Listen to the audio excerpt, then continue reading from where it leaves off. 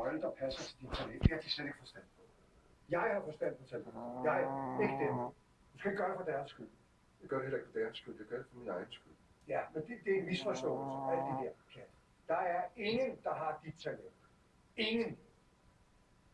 Og de fleste af de der såkaldte alvorlige skuespillere vil give deres højre arm for at have det, du har.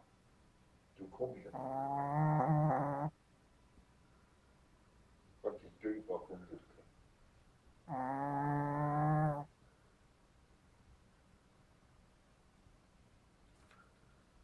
Og skal vi handle det her om, at I ikke tror, jeg magter opgaven?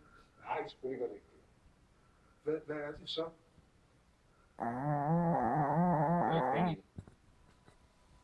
Jeg gider ikke se.